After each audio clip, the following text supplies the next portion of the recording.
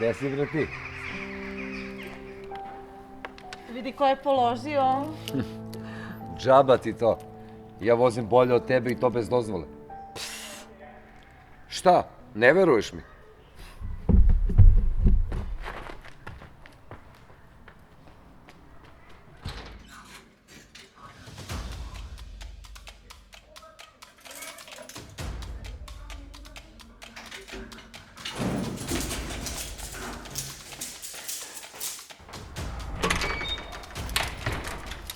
Ajde da vidiš kako se vozi.